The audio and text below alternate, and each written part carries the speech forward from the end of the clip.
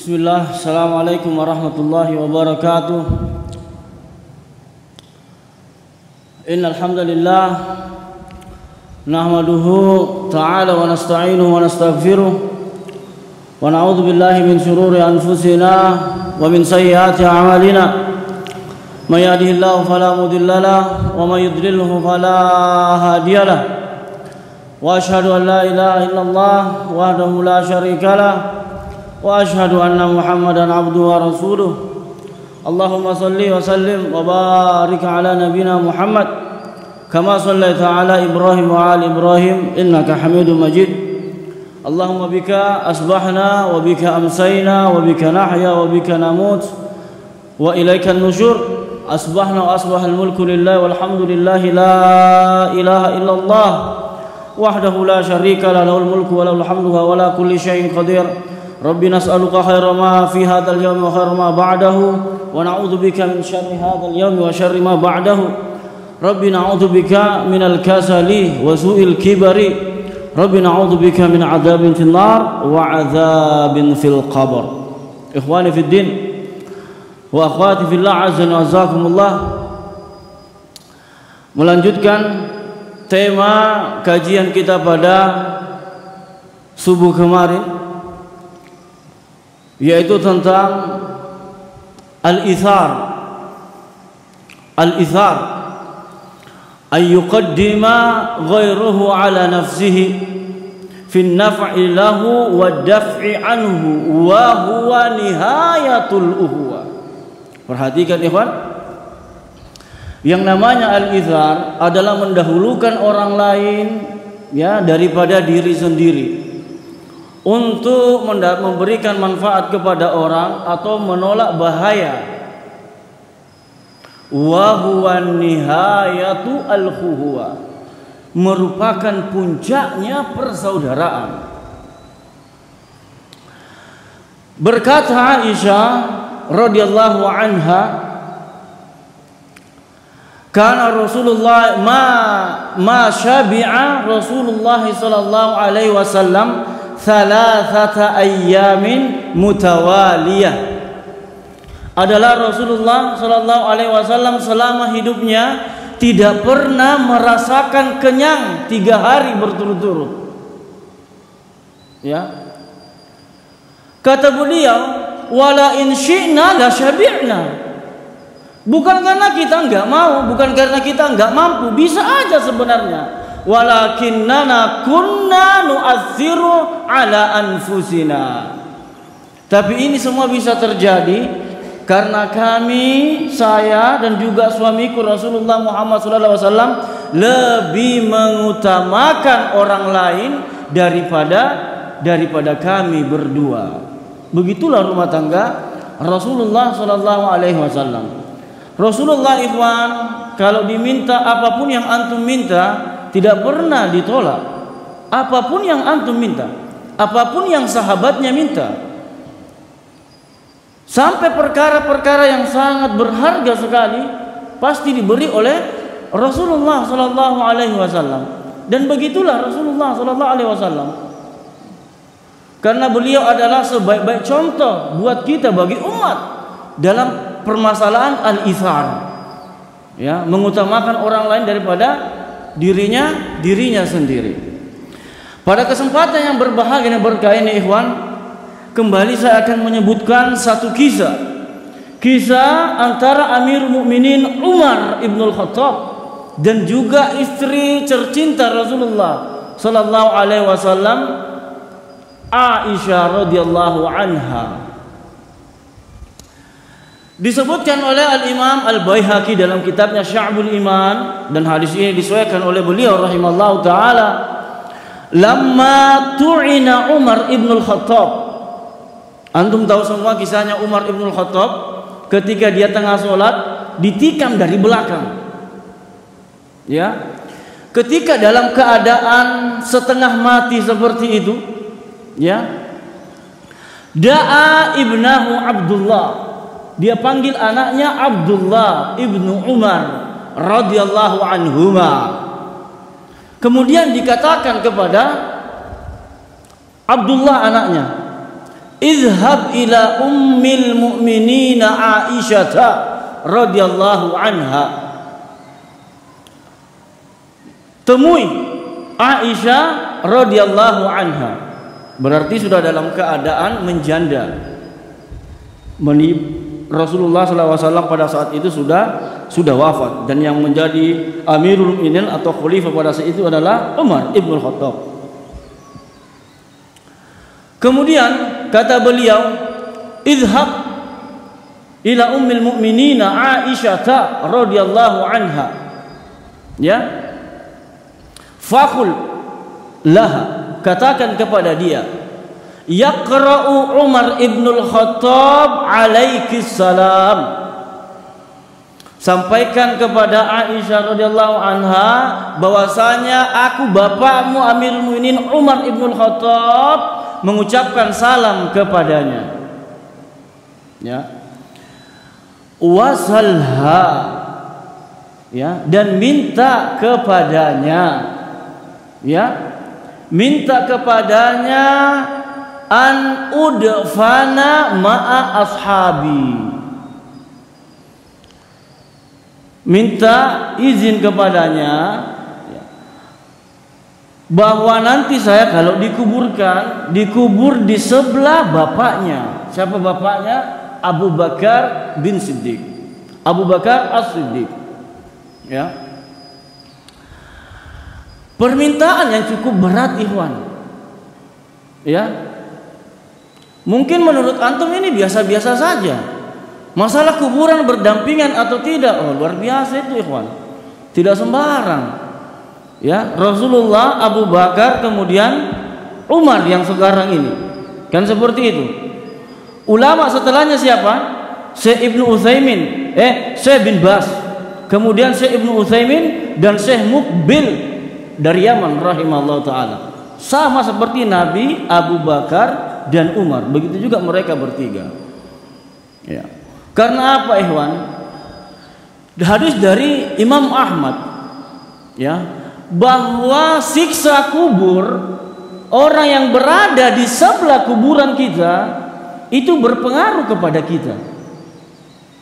Makanya dalam syariat Islam tidak dibolehkan, diharamkan mutlak seorang mukmin, seorang muslim dikuburkan di pekuburan non muslim. Karena apa? Ya, karena orang kafir, ya, mereka disiksa setiap pagi dan sore. Apa? An-naru tu'raduna apa? Isya apa?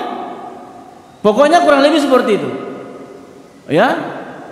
Api di kuburannya orang-orang kafir itu dinyalakan, dibakar kuburannya. Makanya berkata Imam Ahmad, fayata'adza bihi man fi jambihi. Orang yang berada di sampingnya itu akan merasakan panasnya api itu, disiksa. Makanya ikhwan, antum kalau mau dikubur meninggal, wasiat kepada keluarganya antum kalau di Batam, jangan pernah dikuburkan di pekuburan Temiang. Lagian terlalu jauh. Kalau kami di Tiban banyak di sana. Anak termasuk yang keras protes itu. Sudah beberapa masjid anak sampaikan. Karena kasihan kalau orang baik. Bahkan ikhwan-ikhwan yang ngaji di Sabilun aja dikubur di sana. Coba bayangkan itu, ikhwan. Sholat 5 waktu dia. Antum sudah pernah lihat? Anak ke sana 2 kali. Anak ke sana 2 kali. Iya, ikhwan. Pekuburan muslim di sini nggak Cina. Kok tahu Ustaz? Tulisan Cina di situ di nisannya. Jelas, Konghucu ini orang paling tidak, atau Buddha atau apalah. Yang penting dia non muslim. Antum tahu nggak? Orang Yahudi Nasrani itu lebih ringan siksaannya daripada orang-orang di luar agama Samawi. Makanya juga dibedakan bahwa wanita ahlul kitab boleh dinikahi. Kalau orang Konghucu, apalagi Hindu, Buddha nggak boleh. Karena dia bukan agama Samawi, Iwan. Ya, mempertuhankan manusia. Buddha Gautama disembah sama mereka. matahari disembah apalah dan apalah. Jadi memang jauh sekali. Itu yang terjadi di kota kita ini yang antum cintai, Batam. Dan itu atas rekomendasi sama di sini. Iya, kelihatannya sih memang kayak terpisahkan. Ternyata enggak, Ikhwan. Kali pertama ana mengantar orang di sana, iya, di sini mukmin, di sini yang Nasrani, di sini yang apalah dan apalah dipisahkan. Tapi katanya karena sudah semakin membesar, akhirnya tidak ada alasan. Di sampingnya persis, anak punya tetangga kemarin kasan, sholat 5 waktu di masjid. Orang baik-baik, kan sayang dikuburkan begitu. Kita kembali ke laptop, Ikhwan. Ya. Intinya bahwa masalah kuburan itu bukan masalah main-main. Akhirnya Umar meminta kepada anaknya untuk menyampaikan kepada Aisyah, salha an udfana ma'a sahibi. Ya, akhirnya pergi dia menemui Aisyah. Ya. Ketika ditanyakan kepada Aisyah, ya, berkata Aisyah, ya, kuntu uridu li nafsi. Sebenarnya saya berat ini, karena saya juga pengen sekali. Dan saya sebenarnya lebih beralasan, Abu Bakar bapakku, Nabi suamiku. Kalau hitung yang mana lebih berat, repot juga kita ini. Iya toh, bapaknya, suaminya. Makanya dia pengen sekali di sisinya. Di sisinya bapaknya dan di sisinya suaminya Rasulullah sallallahu alaihi wasallam. Ya, walakin al-yawm, ya, la usiranna ala abika Umar ibn al-Khattab. Tidak apa-apa, saya ngalah. Nah, ini namanya al-ithar. Ini sudah al-ithar, Ikhwan. Kok masalah kuburan di ini? Oh enggak, Ikhwan. Kuburan itu jangan main-main dengan kuburan. Ada siksa kubur, ada kenikmatan kubur. Meskipun anak nggak tahu bagaimana kalau kenikmatan kubur, apakah orang di sampingnya juga akan merasakan, anak belum pernah mengkaji tentang itu. Tapi kalau azab kubur, iya dirasakan orang di sebelahnya, khususnya orang kafir yang berada di sebelahnya. Sekarang banyak kuburan begitu, Ikhwan. Antum jangan bangga, ya, punya predikat sebagai pahlawan, dikubur di kuburan pahlawan di Kalibata, misalkan di Jakarta. Kan bercampur, pahlawan tidak semuanya Islam. Ya toh? Iya, tidak semuanya Islam. Dan mereka disiksa di neraka. Antum boleh tanya kuncen, orang Jawa bilang kuncen. Apa anak? Kuncen itu apa? Penjaga kubur. Nah, kuncen itu penjaga kubur. Ya, rata-rata mereka menyaksikan kalau ada orang kafir diminta digali, entah itu dengan alasan mau diotopsi, ya, karena kematiannya masih misterius atau apalah dan apalah, semuanya gosong, Ikhwan. Gosong tulang belulangnya. Atau misalkan pekuburan kafir tersebut mau digunakan untuk fasilitas umum, di apalah digali kuburannya gosong semua, hitam. Itu sebagai bukti memang bahwa mereka diazab di dalam kuburnya, dibakar. Dan itu nggak main-main. Ikhwan. Akhirnya berangkatlah Abdullah ibnu Umar. Ya. Ketika ditanyakan seperti itu, berkatalah Aisyah, kuntu uriduhu li nafsi. Sebenarnya saya pengen juga itu, dan saya sangat mengidam-idamkan itu, untuk dikubur di sebelah bapakku dan suamiku terkasih dan tercinta. Orang yang paling disayang dua-duanya nih, Ikhwan. Sebaik-baik manusia setelah Nabi siapa? Abu Bakar. Di antara semua manusia biasa, sebaik-baik manusia Abu Bakar, Ikhwan. Itulah akidah Ahlussunnah wal Jamaah. Kemudian setelah itu siapa? Umar. Ya, seperti urutan khalifah. Ya. Akhirnya apa? Ya. Walakinnal yaum la uthiranna ila ala Umar ibn al-Khattab. Falamma aqbala, ketika dia bertemu kembali sama bapaknya, qala lahu Umar, ma ladaik, bagaimana hasil pertemuanmu?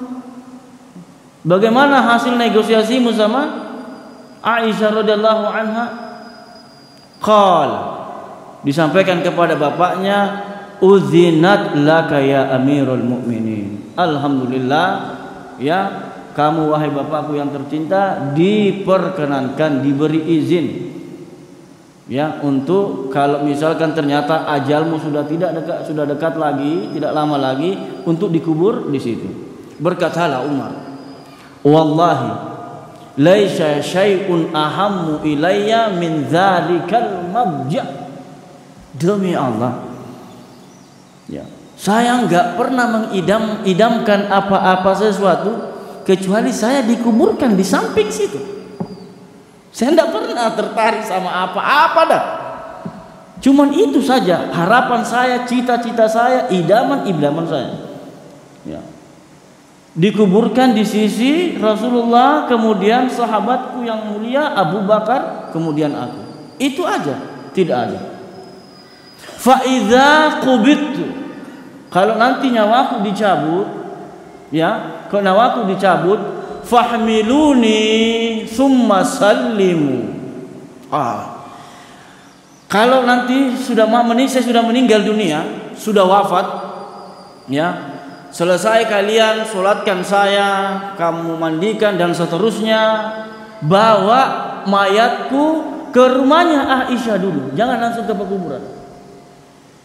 Fahmiluni thumma sallimu, ya, fa idza udzinat li, ya, apabila, ya, kalau dia memberikan izin, ini 2 kali padahal sudah sebelumnya dipasani lagi.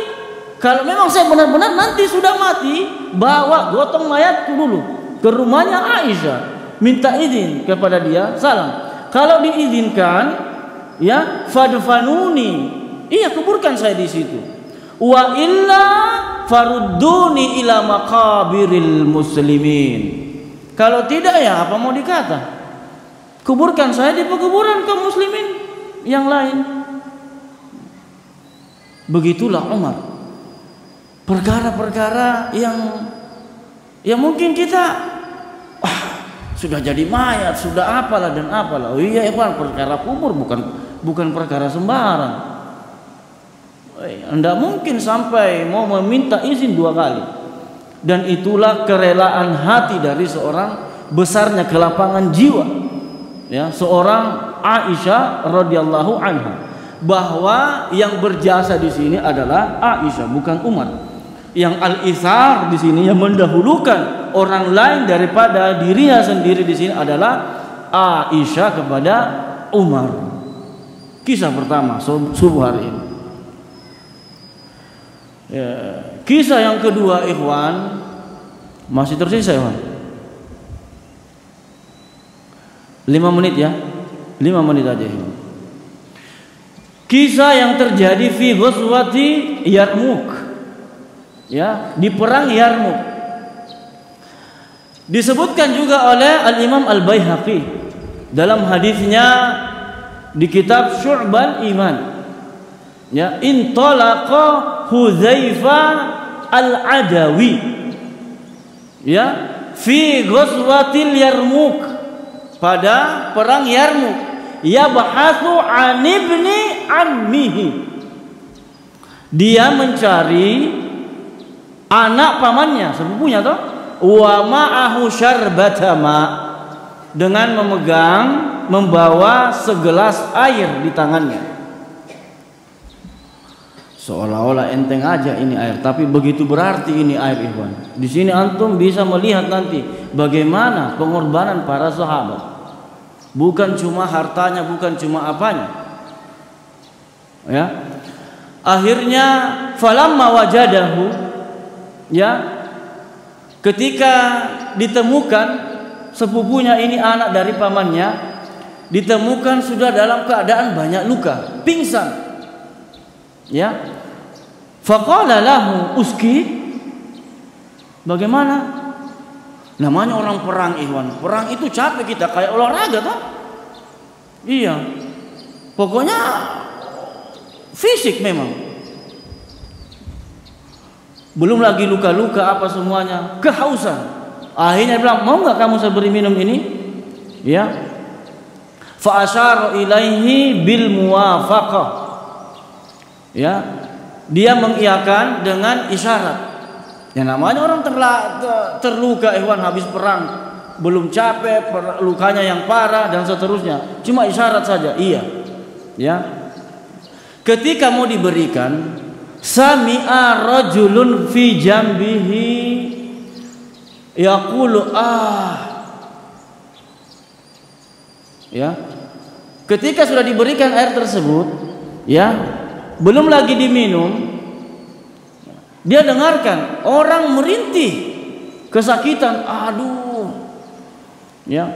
Faqala lahu li Hudzaifah idhhab ilaihi fa askihi syarbata ma. Ya. Sudah, jangan saya kau kasih itu air, berikan dia yang lebih butuh. Fa dhahaba ilaihi fa wajada annahu Hisham ibn al-As. Dan ternyata yang merintih tadi kesakitan itu, ya, yang mau akan diberikan air adalah Hisham ibn al-As, saudaranya Amr bin al-As. Ketika mau diberikan kepada Hisham ibn al-As, ya, belum lagi mau diminum, dia mendengar juga suara merintih, ya, kesakitan. Berkatalah Hisham ibn al-As juga kepada Hudzaifah Al-Adawi ini, udah nggak usah saya yang minum air ini, dia itu di sana yang lebih membutuhkan. Ya, ketika mau diberikan kepada orang yang ketiga tadi, ya, meninggal duluan. Meninggal ini sudah diberikan, tapi keburu meninggal. Ya, maka Hudzaifah kembali ke anak pamannya, kembali ke paling yang dekat, yaitu Hisham ibn al-As. Ketika mau diberikan kepada Hisham ibn al-As, Hisham ibn al-As sudah wafat juga, ikhwan. Allahu Akbar. Kemudian Hudzaifah Al-Adawi berangkat lagi ke sepupunya, anak dari pamannya. Berangkat lagi dia ke sana, mau diberikan itu air. Ya. Ketika tiba di sana sudah meninggal juga itu sepupunya. Allahu Akbar. Begitulah para sahabat, ikhwan. Sampai masalah nyawa pun. Nyawa bukan harta benda, ikhwan. Nyawa nggak bisa diganti. Nggak ada duanya. Bukan Tetris. Game over, bisa lagi dia hidup. Apalah dan apalah. Ini mati, selesai sudah. Begitulah para sahabat, pengorbanannya. Dan ini adalah kisah pengorbanan yang paling besar dalam yang dikisahkan oleh ulama-ulama setelah mereka, di antara para sahabat, karena mereka sampai mengorbankan nyawanya. Ya, dalam lafaz lain, ya, di hadis yang sama itu 3 orang sahabat yang lain. Ya. Tapi yang dalam kitabnya siapa, Imam Al-Baihaqi ini, ya, Sya'bul Iman, ya, riwayatnya yang seperti ini, dan redaksinya juga sama seperti itu. Kalau yang di riwayat yang lain, ikhwan, mereka berjejer, ya, berjejernya itu saling lemas sudah. Lemas karena luka yang tidak tertahankan, kemudian kehausan yang amat sangat. Datang seorang membawa air, diberikan kepadanya. Aduh, nggak usah saya, yang di sebelah saya aja. Ya, belum selesai dia minum, yang di sebelahnya ini meninggal ini. Yang ini yang di sebelahnya bilang juga, nggak usah saya, yang di sebelah saya. Belum diminum yang di sebelahnya, meninggal lagi ini. Begitu seterusnya, akhirnya tidak ada utuh itu air, meninggal semuanya. Coba bayangkan itu.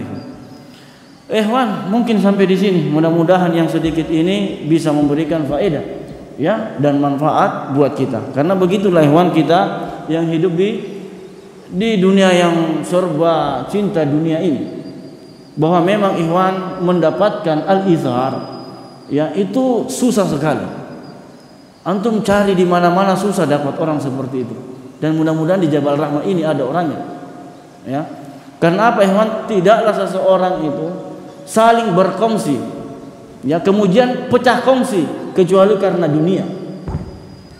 Dia bersaudara, dia bersahabat, dia berteman, kemudian berkhianat kecuali ada tendensi dunia di belakangnya. Mudah-mudahan Allah melindungi kita dari yang seperti itu, ikhwan. Saya cukupkan sampai di sini. Subhanakallahumma bihamdika asyhadu an la ilaha illa anta astaghfiruka wa atubu ilaik. Wassalamualaikum warahmatullahi wabarakatuh.